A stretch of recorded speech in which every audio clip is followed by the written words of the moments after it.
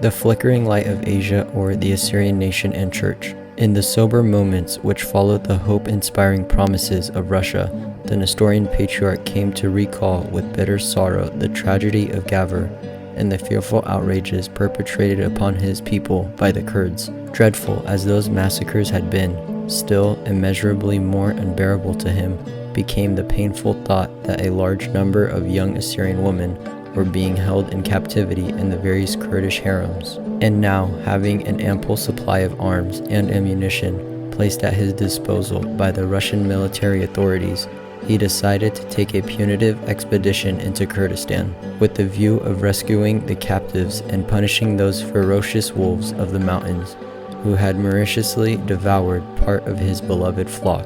The Russian staff hailed with joy the plan of Marshamun and assigned a few officers to accompany the expedition and report officially the result of their observations as to the merit of the fighting qualities of the Nestorian warriors, whose fame had become known in part only to the Russians. It was in the early part of June 1917 that the Assyrian expedition, under the immediate command of the Patriarch himself, crossed the Persian frontier and entered into Turkey again, one half advancing by the way of Margavur and the other by the way of Todgavur, thus making it impossible for the enemy to make any attempt of a flank movement. The Assyrian advance assumed the shape of a triangle, with Gavur, the scene of the Nestorian massacres, as the goal where the two armies were to meet. The northern expedition, which the Patriarch accompanied, was placed under the command of his brother, David Effendi, the father of the present Marshamun. The southern expedition was commanded by a younger Assyrian who was destined to become in generalship one of the wonders of the Great War. He is now known as General Agha Petros, and rightly called by Western correspondents New Nebuchadnezzar of Assyria. His native land was Baz, and belonged to the independent tribe of that name. He received a fair education, and early in life he manifested those instincts and aspirations that led him to his present position. He moved into Persia, and some years before the war, he was appointed as the Turkish consul in Urmia. In this capacity, he was served largely the interest of his own people, protecting even the Persian Assyrians from their oppression in the hands of local authorities, for the deliverance of a large number of Kurdistan Assyrians from extermination at the hands of the Kurdish hordes by the diplomatic use of his consular authority. He received a medal from the Pope of Rome at the commencement of the Great War. Foreseeing the plight of his people, he resigned his position and devoted his entire time to devise ways and means to solve the problem of his people's salvation. Perhaps he alone, together with the Patriarch, were only two persons who fully apprehended the peril to which their nation was exposed. And Marshamun found no little comfort in relying upon the judgment, tactics, patriotism, fearlessness, and the military prowess of his young general. The wonderful achievement of this Lion of Baz will appear in the progress of these chapters. We endeavor now to follow the expedition. The notorious Soto, a Kurdish chief seeking medical aid from Christian physicians, attended by his servants, they are known as the Wolves of the Kurdistan Mountains.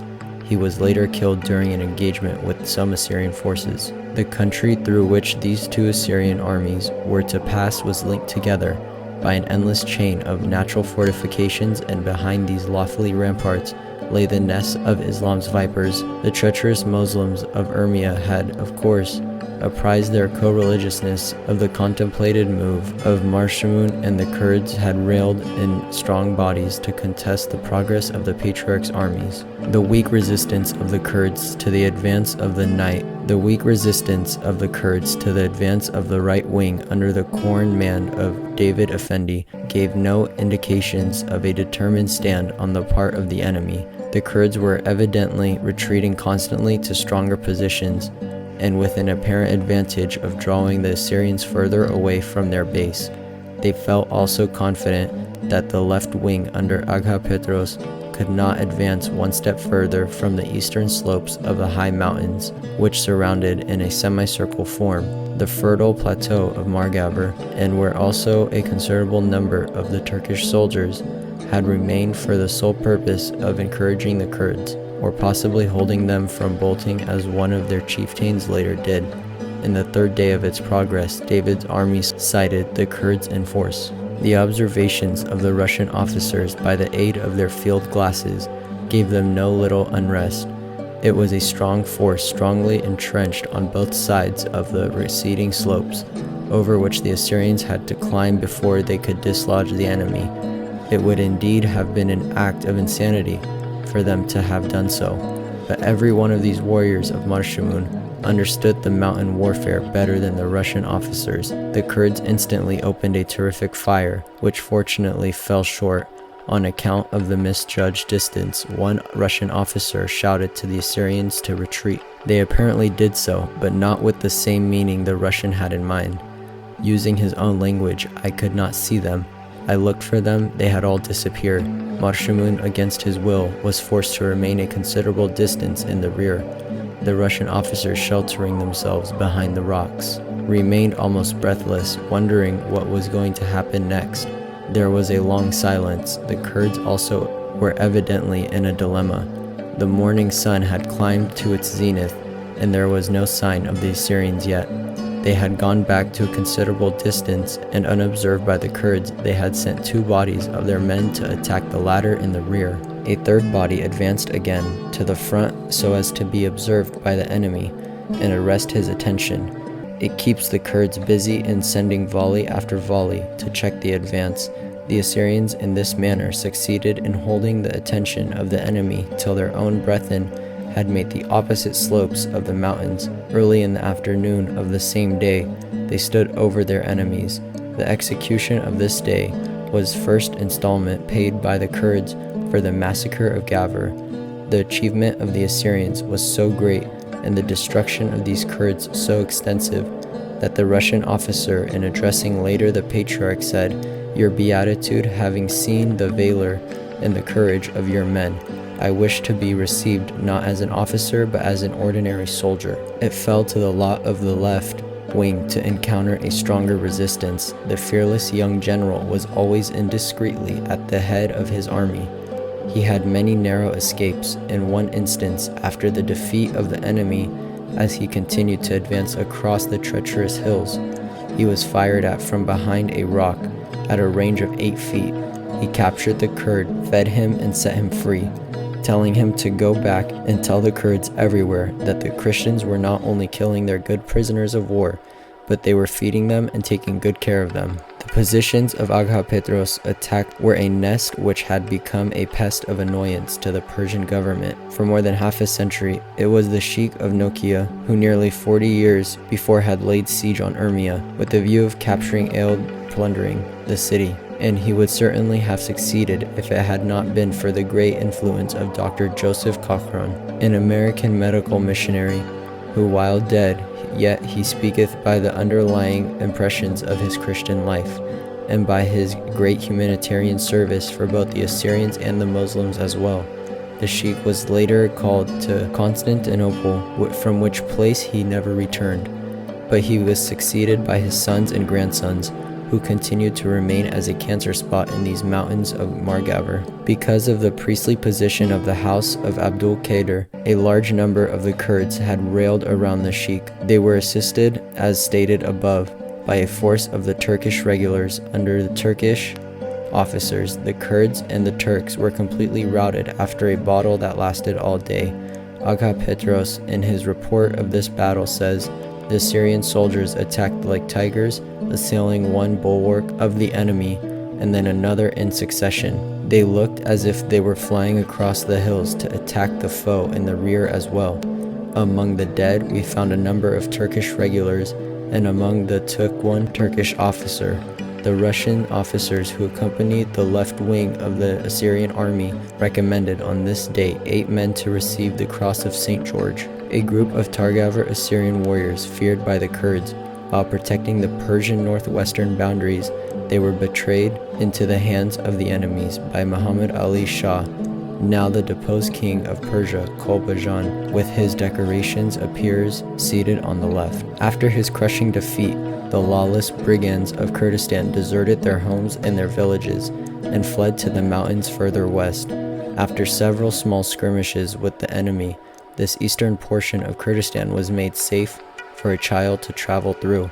During the month of July, the right and the left wings of the punitive expedition met in Gavr as previously arranged, the lawless brigands of the Kurdistan mountains. The Kurds situated between Gavr and the Persian frontier had been severely punished, but the arch-enemy and the chief instigator of the Assyrian massacres in Turkey still remained nestled in his fortress of Kal, which was some 3 days' journey distance from the victorious army of the Patriarch. The Assyrians remained a considerable length of time in Gavr, sending smaller expeditions to the surrounding country in search of the hiding Kurds, and also waiting for the reports of their spies as to the movement of the Turkish forces.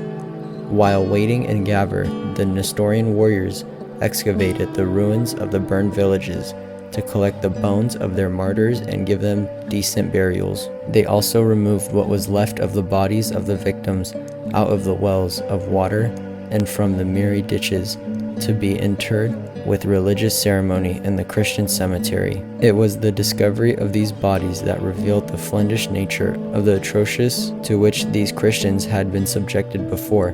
They were finally stabbed or shot or cut to death.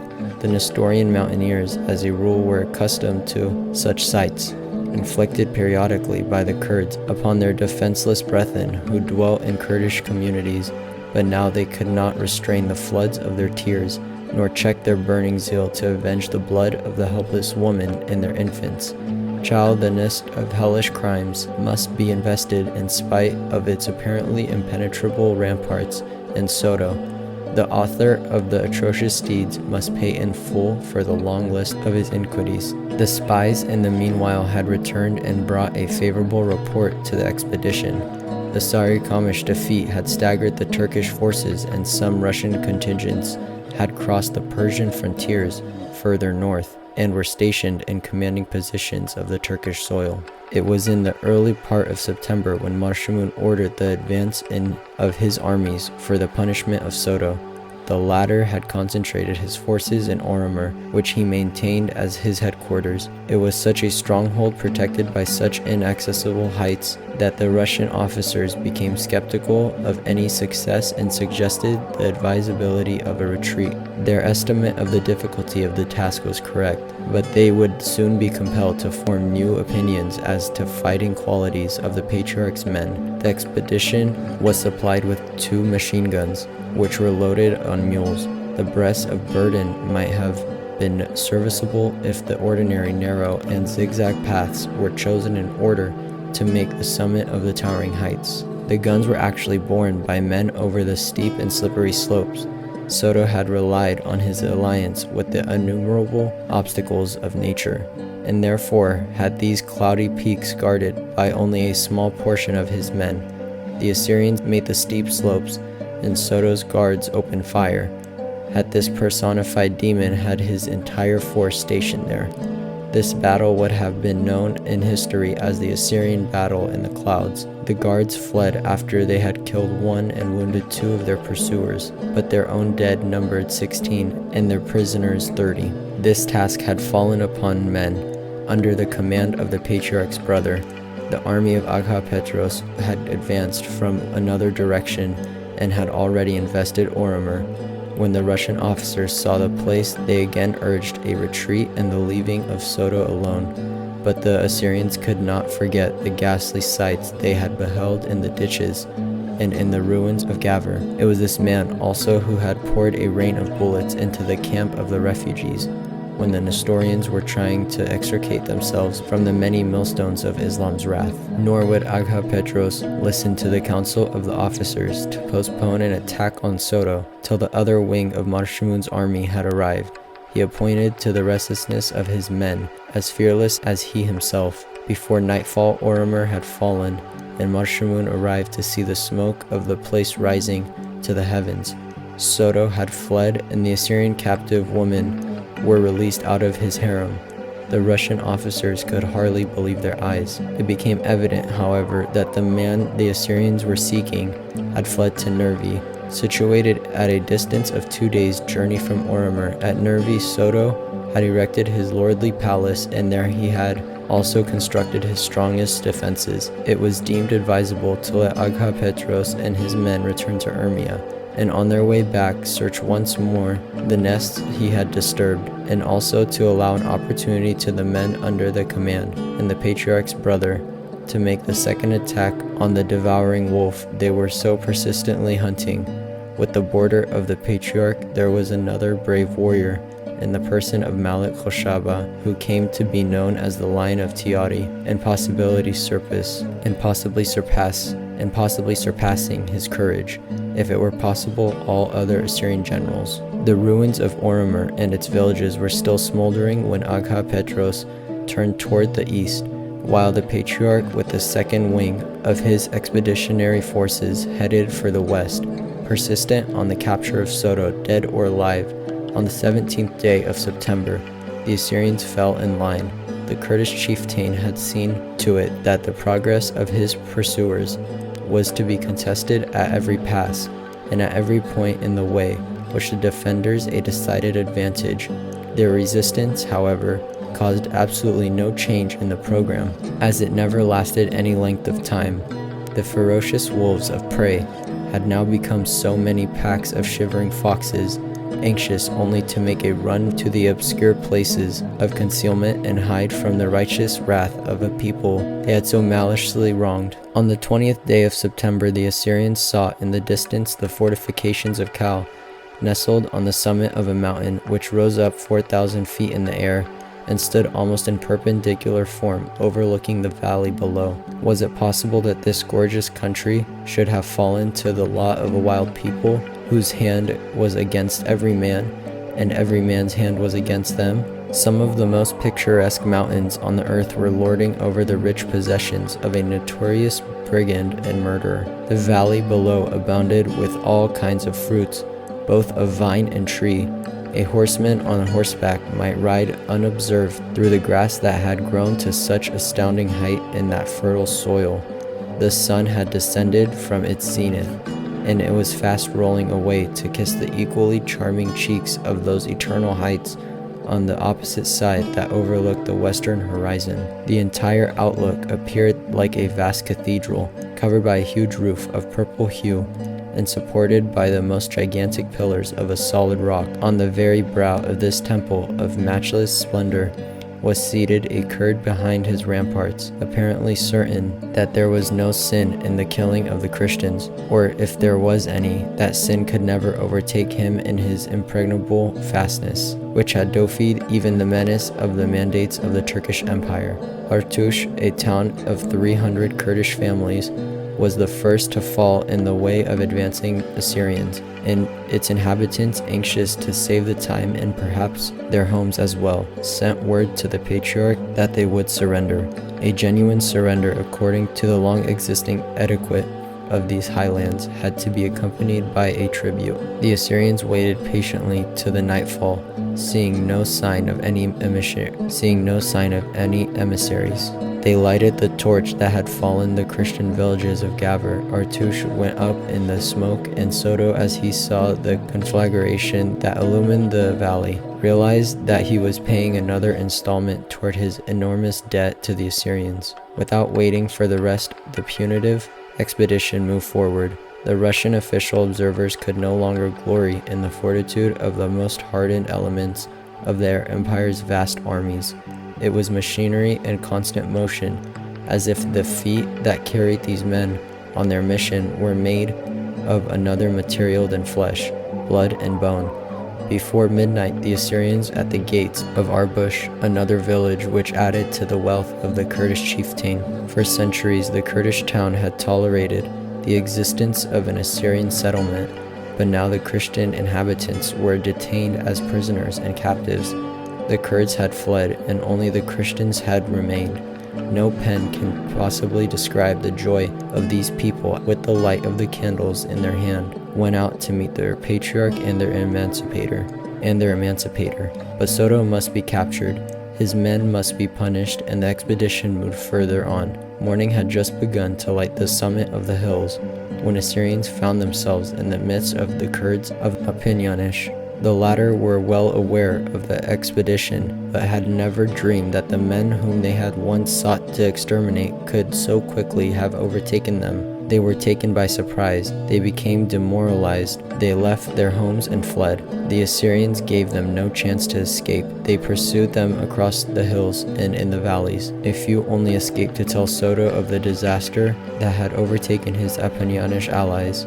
The burning villages were left behind, and the Assyrians were on their way to the final goal, known by the name of the Castle of Cal. In giving a description of this battle, perhaps it would be better to use the language of the Assyrian eyewitness, who says, "In the history of forefathers, there have been many battles between the Kurds and the Assyrian independent tribes, but not one could possibly equal in heroism or in the greatness of the victory the Battle of Cal, which took place in the latter part of September 1917. The Assyrians were under the impression that after the fall of Ormur and the disastrous defeat of the Kurds, the Castle of Cal, with its 100 forts, would have been deserted.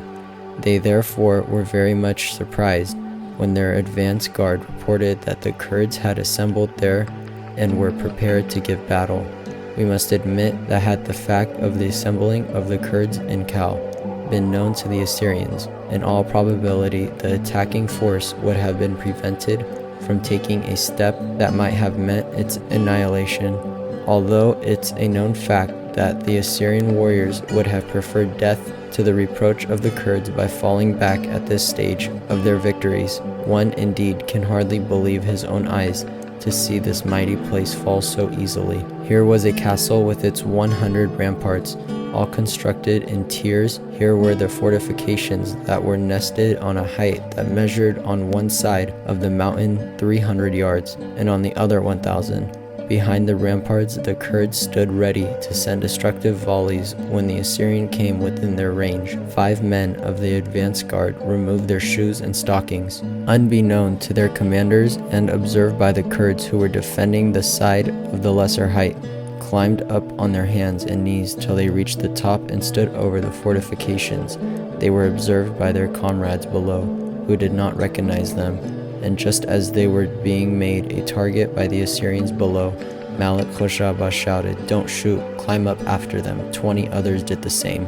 But after the latter reached the top, the first 5 had thrown themselves into an upper rampart, losing 1 man, but killing 11 of the enemy. When the Assyrian below saw their flag lifted over the castle, they in a body gave a deafening yell and ran to the giant gate of Cal. They smashed it by sheer force, and with bombs in their hands, they entered. The sound of the explosives simply paralyzed the enemy. A remnant of 240 Kurds, including the son of the chieftain of Cal, were taken captive. Soto had escaped, and his whereabouts could never be traced. The castle was burned to the ground, and the plunder of sheep and cattle and horses recovered. The expedition then penetrated as far as the banks of Zava. From there it turned and returned to Urmia, where the victors were received with a great demonstration, and where the Assyrian officers were decorated by the Russian medals which were awaiting them.